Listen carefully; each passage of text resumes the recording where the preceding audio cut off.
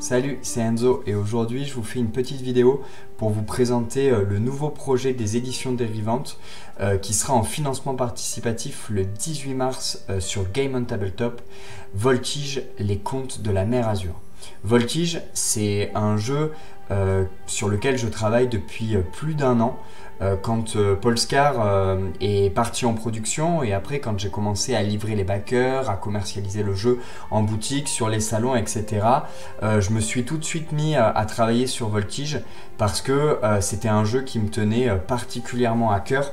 C'était un jeu avec lequel je voulais aborder des thématiques que j'avais pas forcément abordées sur Polescar. Dans Voltige, vous incarnez ce qu'on appelle des voltigeurs. Ce sont des pilotes d'hydroplaneurs, de planeurs à très haute vélocité qui sont capables de voltiger dans les airs, de se poser à la surface de l'eau, mais aussi de naviguer sous l'eau, un peu à la manière des poissons volants.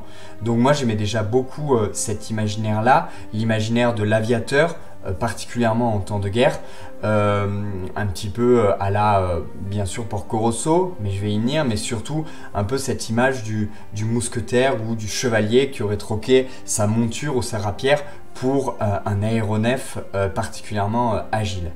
Avec Voltige, l'idée c'était d'aborder des thèmes comme la guerre, le fascisme, la montée au pouvoir d'un dictateur ou d'une idéologie liberticide et autoritaire, et de développer les conflits modernes, les conflits humains, au travers d'un jeu qui ne soit pas un jeu de guerre, parce que dans Voltige vous n'êtes pas des soldats, mais d'un jeu qui parle de la guerre et qui en montre ses horreurs et qui confronte des héros du quotidien, des citoyens, des civils, aux horreurs de la guerre.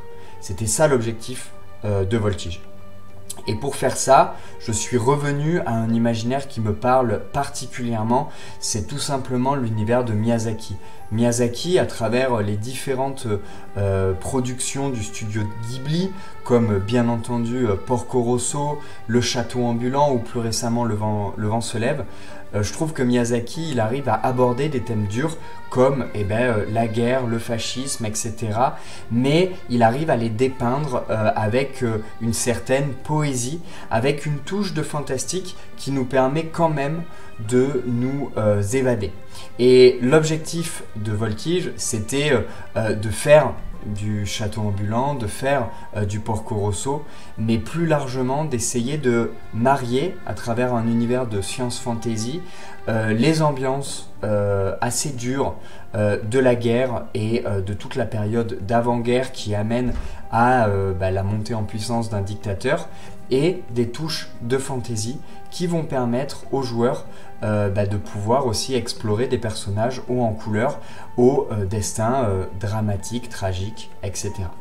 Et donc c'est comme ça qu'est né Voltige, le projet Voltige, les contes de la mer Azur. Pour m'autoriser, entre guillemets, pour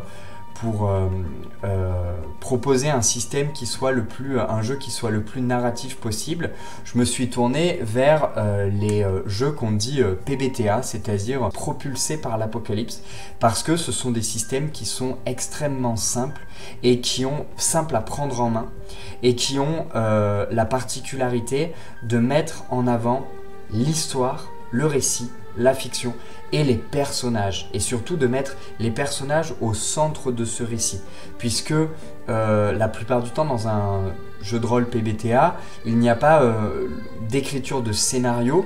Le meneur de jeu vient, la MC vient à table comme ça, et en fait ça va être une conversation entre la MC et les joueurs pour jouer et voir ce qu'il se passe. Et je trouve que ça collait particulièrement avec l'idée de Voltige, où dans Voltige, comme je vous l'ai dit, vous n'êtes pas des héros, vous n'êtes pas des soldats, des mercenaires médaillés et qui vont tout faire pour obtenir le respect et la fierté de leur supérieur.